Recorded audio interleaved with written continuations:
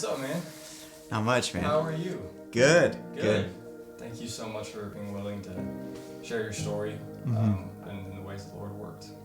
Yeah. I grew up in what some would call a broken Catholic home. Like, we went to church, but mainly on Christmas and Easter. I knew like what to do in Mass, but like none of it really carried any meaning. Like, I didn't really know Jesus. I certainly didn't have any faith in God at that time either.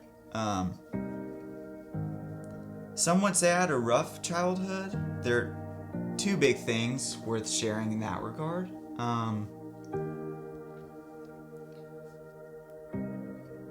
When I was 7, 8 years old, I was on the receiving end of some child-on-child sexual abuse. Some of this happened under the supervision of an adult.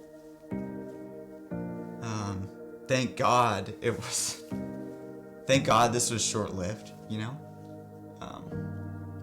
That's one thing. Second thing, I had a father who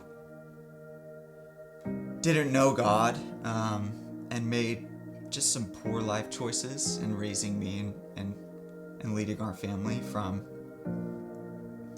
public emotional abuse to giving up on providing for our family, to abusing and divorcing my mom, to giving up on life entirely when he was diagnosed with cancer and we needed him the most. Yeah, it was really hard, you know. What these two things created or led me to believe, or what I carried away from them, was just like a total lack of trust in fellow man. Especially the men in my life, like, who mattered the most. Men, women, people in general. I just couldn't trust them. But I think it's instinct to to put your face on, you know, and like fake it till you make it, and just like go through the motions and be just like everybody else. So I buried this stuff, and like the abuse thing like didn't bring to light. The father stuff just kind of like took it in and like owned it, and thought that this was like what a normal childhood is like, you know, how a father should raise his son. And the way I dealt with that pain was by chasing just sinful idols, right? So, drugs, alcohol, self-harm, cutting, feeling just like any other type of pain, right? Vanity, like fame, pornography. Like, I tell people, if you can think of a sin, like a modern sin, I probably struggled with it, right? And that's true. I didn't know how to deal with all that pain.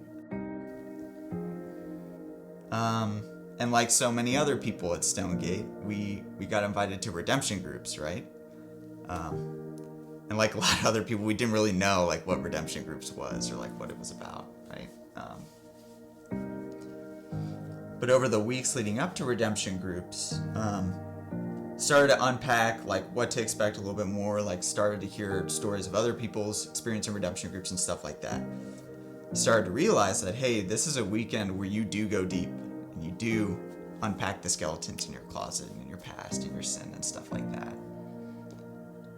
And as we got closer to the event, I just got more and more scared, because for the past 26 years of my life, or the first 26 years of my life, whatever, I have completely avoided depth in every social interaction I've had, because like I just didn't want to get hurt, you know? But it was so clear that the Lord was with me in that room in redemption groups. And the men in that room just listened. They like understood. It became really, really clear that God had used those 26 years of pain and suffering to put me in that room, you know? And in one weekend, like, all that suffering just had, like, so much meaning. It all made sense. When you share, like, the pain and the sin that you're carrying day to day, but more importantly, like, by using the other men in that room, God, like, made it really, really clear that he loves me, you know? And that the suffering and the sin and all that stuff, like, it had a purpose. I'm still his son. The things that were done to me, they break my heart, but they break his heart too. And that he is, like, he will always be the perfect father.